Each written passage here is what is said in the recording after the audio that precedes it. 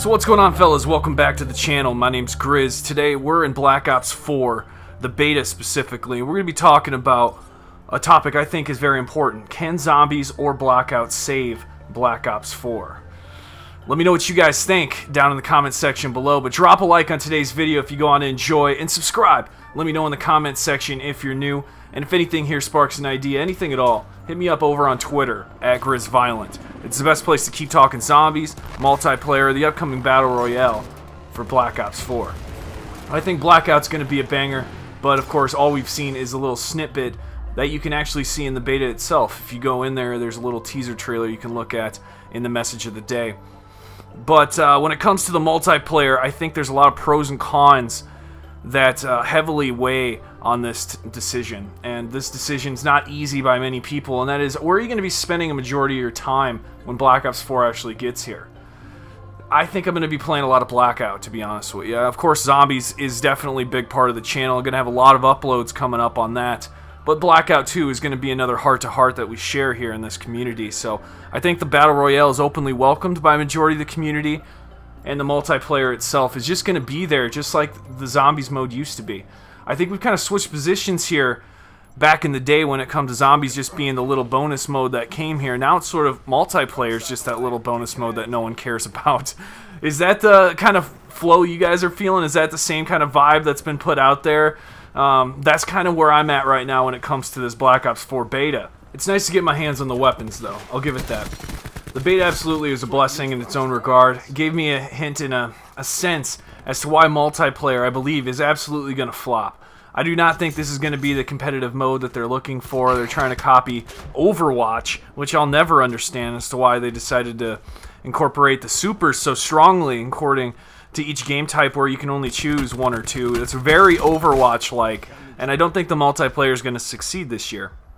I know that there's a lot of Black Ops 4 fanboys out there. I like to include myself in that category. However, I'm not religiously, attached strictly to Treyarch. I do love Fortnite for its own reasons. I love Battlefield for its own reasons. These are different games. They provide different elements each and every time. We need to look at these games as to what they provide to the community, and if we enjoy them. There's certain elements in Black Ops 4 I don't enjoy, and multiplayer is a big part of that. I enjoy zombies. You could say I'm a big PvE guy, but that's not exactly true. I love PvP aspects. That's why I love Fortnite. That's why I'm hoping Blackout is a perfect even mix, and I can hopefully focus all my energy here just in this Treyarch game in itself. I think it's pretty apparent to everybody, though, that at least played the beta. Now, if you've never got your hands on the beta, you might not know this as well as most of us. But this does seem like, I wouldn't say a rip-off, but I would say a very advanced version of Black Ops 3. In the sense that there's more supers, there's more to do, things like that. But I do think that there was only like a year's worth of development put into this multiplayer mode. And I think we're going to see that reflect in Blackout. And zombies. Of course there's different people being put in different places to develop these different types of game modes. We have the Treyarch Zombies team, we have the Treyarch multiplayer team, but we know that that multiplayer team was heavily dragged over into the Blackout team.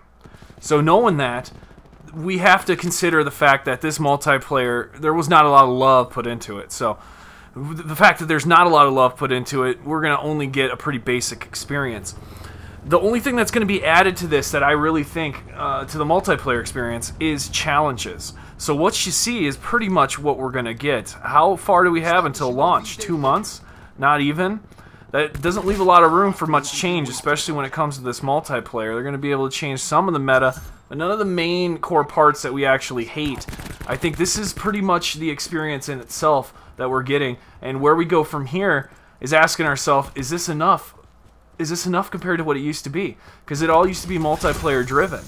In Call of Duty World War II, their hugest focus was just multiplayer. They didn't care about zombies. Not really. That's just the God-honest truth about how the DLC went. So I do remain a little bit confused as to where we stand here, because the multiplayer is not going to get as much love, in my opinion. This is going to be the zombies of Call of Duty World War II in their season.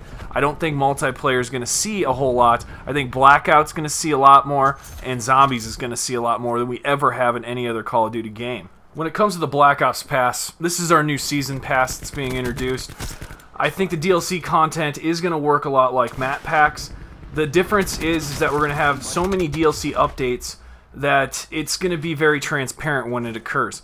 But it might not be, you know, it might not actually be that transparent. It might actually be a huge deal, like, oh crap, we got a whole new season coming, and that might be how it's measured.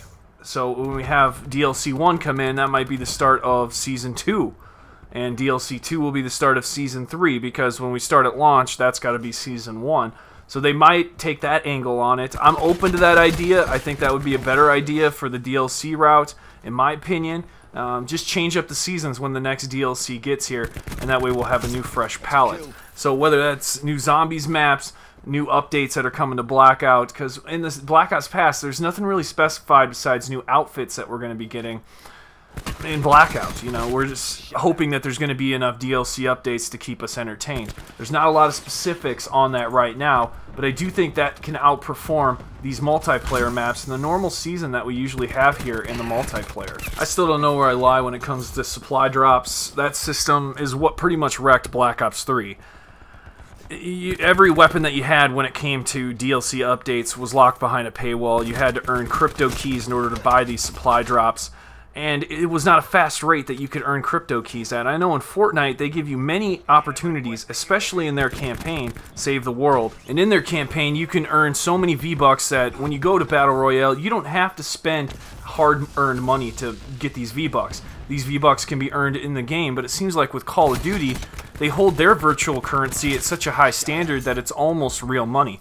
And I've never seen it this way. I've never viewed COD points this way. Call of Duty World War II, they were a little more lenient with their slight giveaway that they did for like 400 COD points, and then if you were a Twitch Prime member or some shit, you'd be able to get that extra 200. I'm not sure exactly how it went down. Maybe you just had to register your email. But that was the only time I've ever seen them really give out COD points, and it was a very rare case where people just didn't want to play their game. And I think that that was a little bit petty in the sense that it's like a bribe.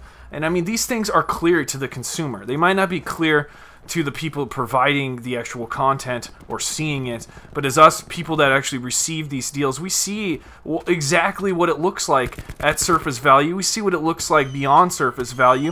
Majority of these customers that play Call of Duty are fairly smart, and my audience that views my videos, I like to believe, are a mature audience. Even if you're younger, you're more mature. You see things in a light to where, yeah, I do have a slight problem with these things. I do want to speak up on them, and that's what the comment section here is really all about, fellas. I do think that the in-game currency is a big factor when it comes to the success of this game. It needs to be a shared currency. Infinite Warfare had it right. Lee Ross and his team knew what they were doing. They provided a currency that was equally shared in multiplayer as zombies, and I would like to see this reflected in all three pillars: zombies, multiplayer, and Blackout, all sharing the same currency system.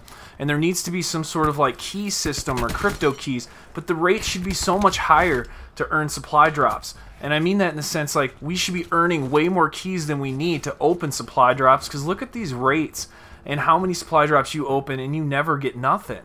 It's not that enjoyable, and I'd like to be rewarded for my effort in these three categories, especially zombies. And I don't think that you should be putting multiplayer stuff in our zombie supply crates or drops, whatever you want to call this new supply drop system. I think where we're going wrong here is adding multiplayer stuff in zombies. However, even though we saw this trend continue in Infinite Warfare zombies and Call of Duty World War II zombies, I think they have a chance to correct it, to make the right moves here for Black Ops 4 zombies, and in that sense, create supply drops with Blackout gear that you can only get by playing zombies. And I say that meaning you can get a special helmet that you have to only get by playing zombies, but you can use it in the Battle Royale. I think these types of rewards will heavily reward zombies players, and I think that's why Blackout could really succeed, is reward the zombies players for playing Blackout and also their efforts in playing zombies. Because I don't see this multiplayer being the savior for nothing when it comes to Black Ops 4. If anything, this is the worst part of Black Ops 4. But it's just beta. You know, you just gotta keep remembering, it's just a beta. So we're just gonna keep saying that day in and day out until this whole Black Ops 4 beta is over. And every single problem I got with this game just gonna keep beating in my head. It's just beta. But we're gonna get through this, and I think zombies absolutely can save Black Ops 4. If Blackout even fails. I still think that zombies can do it. And I'm really excited for this season and what I'm going to be bringing to the channel. So subscribe, man. Join the journey. and I'll see you in the next video. Violent out.